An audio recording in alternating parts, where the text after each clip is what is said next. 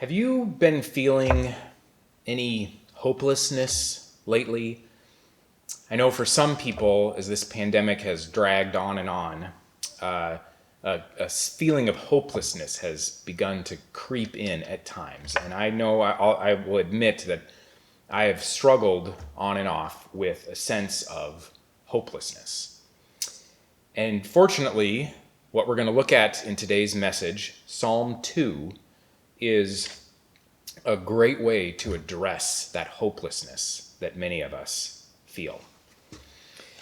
Welcome to Bethel Christian Fellowship. We are a house of prayer for all nations. We're called to radiate God's love and joy and life out to the whole world, to all the nations in the world, and welcome them among us. We're located here in the heart of St. Paul, Minnesota, and God is called us to hold up the light of his gospel to the world. So we're so glad that you joined us this morning. My name is Andrew Gross. I'm the associate pastor here, and I'm so grateful that you'll be joining us. So last week, we talked about how Psalm 1 and Psalm 2 used to be a single psalm, and they were the introduction to the entire book of Psalms.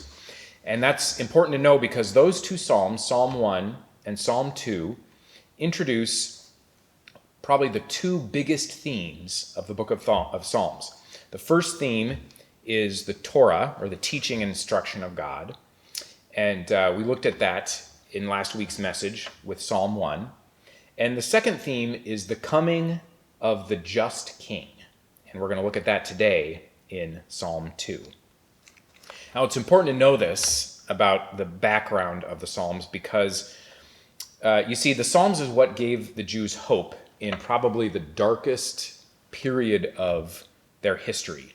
I'm talking about the period of the exile, and that was the 70 years when the Babylonians came, conquered the kingdom of Judah, and they carted off a whole bunch of the Jews to be captives and live away from their home in the city of Babylon, far away.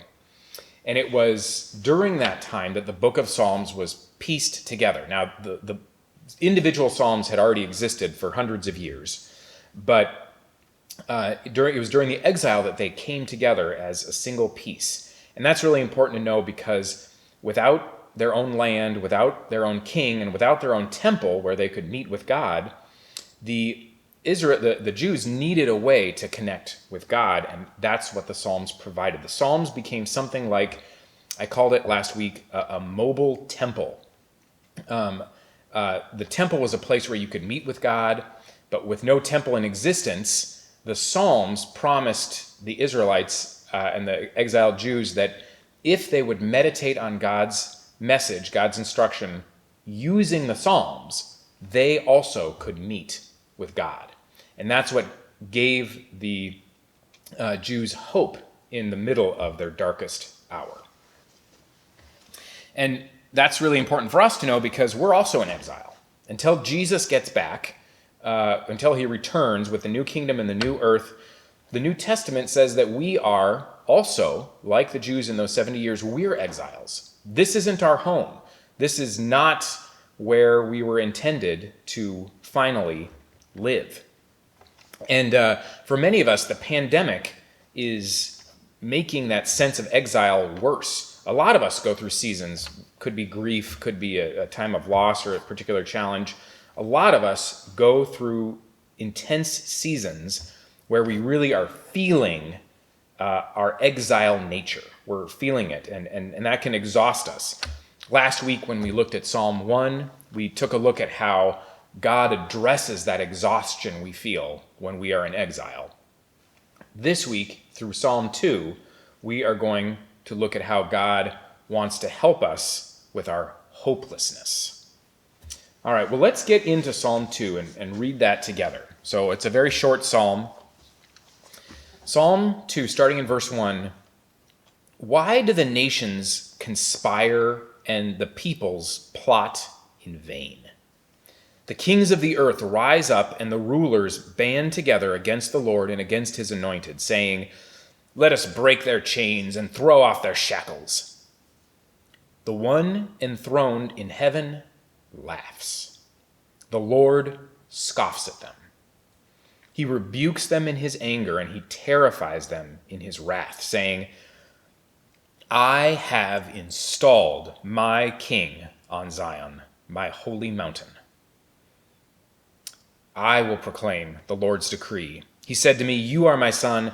Today I have become your father. Ask me, and I will make the nations your inheritance, the ends of the earth your possession. You will break them with a rod of iron. You will dash them to pieces like pottery. And therefore, you kings, be wise. Be warned, you rulers of the earth. Serve the Lord with fear and celebrate his rule with trembling. Kiss his son, or he will be angry, and your way will lead to your destruction. For his wrath can flare up in a moment. Blessed are all who take refuge in him. So quite the scene here in verses 1 through 3. There's this picture of all these rebellious nations surrounding Jerusalem, filled with rage, filled with anger that they're being made to submit to this God.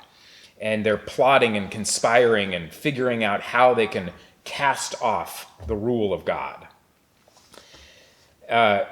And of course, that's causing all kinds of tension and foment and all kinds of challenges throughout the world.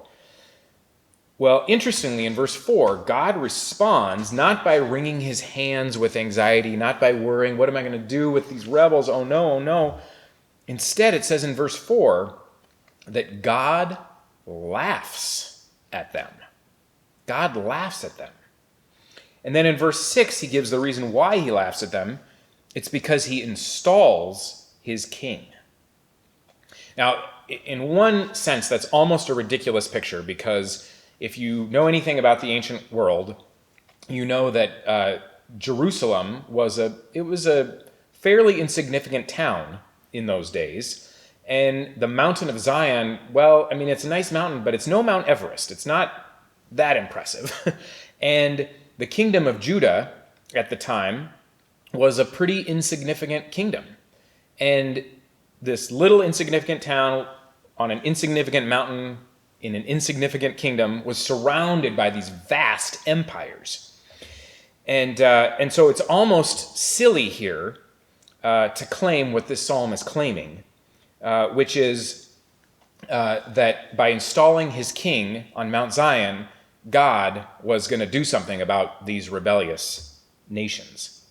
Verse 7 gets really interesting because God continues this boasting. He says, you are my son. Now, it was common in the ancient world for a king to be called a son of a god or a son of the gods. But what's different here is that this king is called the son of the God. And it's one of the reasons we think that this may have been like a coronation poem, a poem they would sing or recite at the coronation of a king. But if we look at this through New Testament eyes, the New Testament at least twice claims this verse is like a proof text that Jesus is that Messiah promised here in Psalm 2. Verse 8 promises that God is going to give this new king the nations if he asks for them. And then verse 9 promises that God is going to subdue these nations. And verses 10 through 12, there's this warning to the nations to submit to this king. And it ends with this beautiful promise that if these nations do submit to him, if they take refuge in him, as it says, then they will find blessedness or happiness. So a really fascinating psalm with amazing imagery. But why does it give us hope? What's hopeful about this coronation poem of a king that lived so long ago? Well, first of all, the first reason it gives us hope is that it is pretty similar to the situation we find ourselves in today. We also, like ancient kingdom of Judah, are surrounded by rebellious nations. Now, when I say nations, I don't necessarily mean governments that are consciously fighting God. There are some of those in the world. Most nations that are fighting God don't even realize it. But I'm more talking about systems of thought, worldviews, whole ways of approaching the world, what the New Testament calls the powers and the principalities. That phrase, powers and principalities, can refer both to demonic forces, and it can refer to institutions and worldviews and systems of thought. And so it's these powers and principalities that are surrounding us and are seething with rage against the rule of God. And that's actually somewhat similar to what the people in the kingdom of Judah were experiencing so long ago. And as with Jerusalem, remember I said Jerusalem was a pretty insignificant town on a pretty insignificant mountain in a pretty insignificant kingdom surrounded by these vast empires. Well, we also, as Christians, often feel surrounded by vast powers that are much greater than us. And it's always been that way. If you look at any period of Christian history, sincere followers of Christ have felt surrounded by these massive powers that seem to have the ability to crush them in a moment. And so our situation is somewhat similar to what they were in so many years ago, so many centuries ago. Well, the second reason this gives us hope is that the same solution that God gives to the people of Judah so long ago is the solution he gives to us. And that solution is to install his king as the Lord of all. So you and I can actually take heart. See, for the Israelites, this poem reminded them that God wasn't done with them, even though they were in the exile, even though it looked like they had no king and no future. This poem reminded them God wasn't done with them, and it gave them this faint glimmer of a future Messiah. But in our case, what's amazing about this and what should fill us all with hope is that this king described here and prophesied here in Psalm 2, this king has already been installed.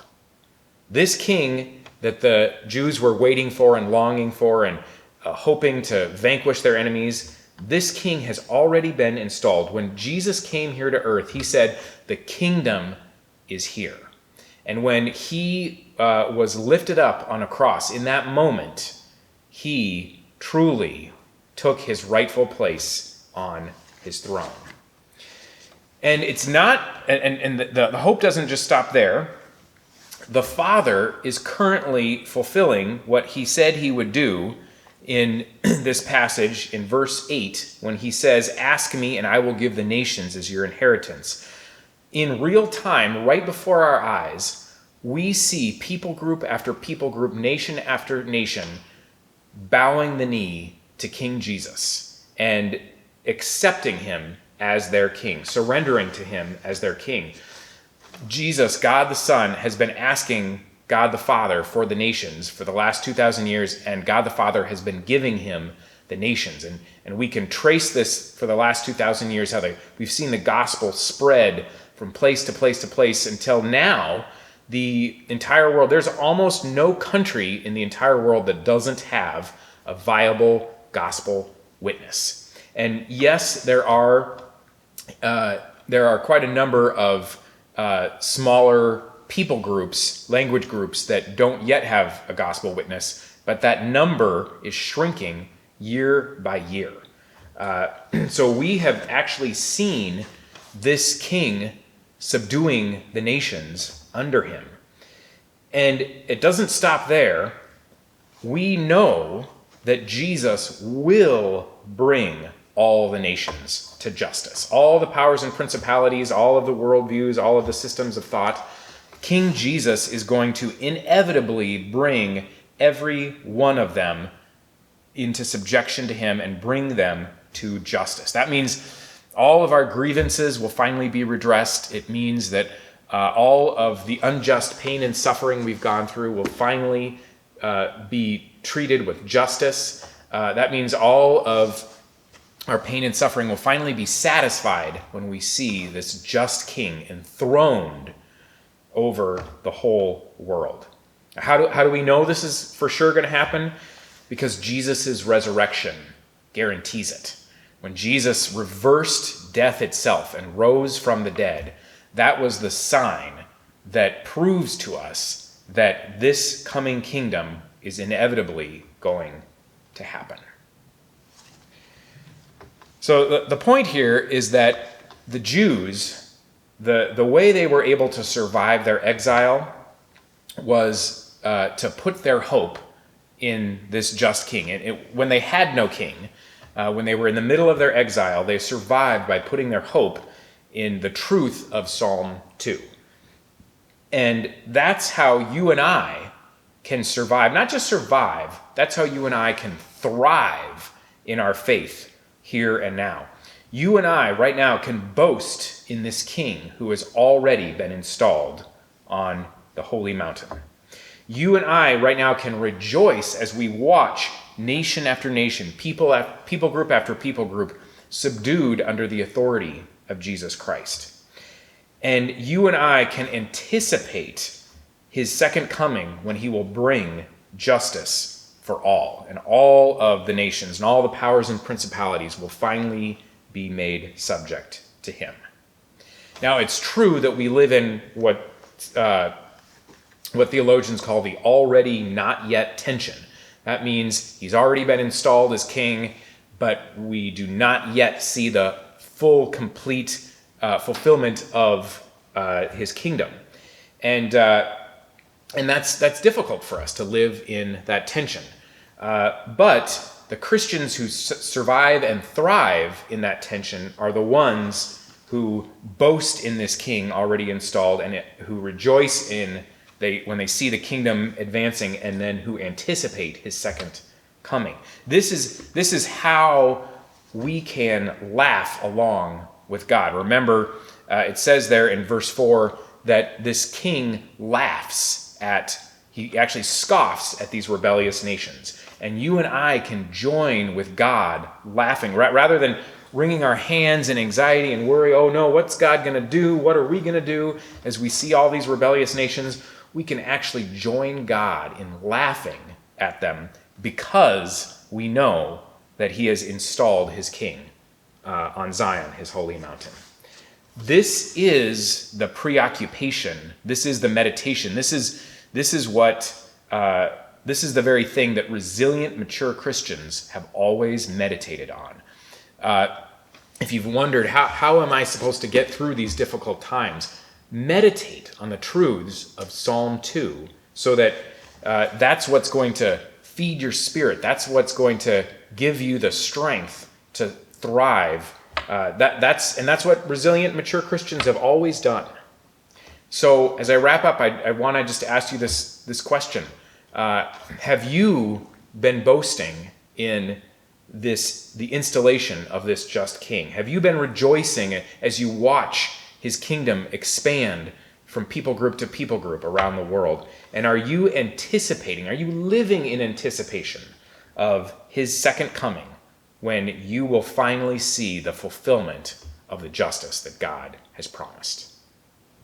Thank you.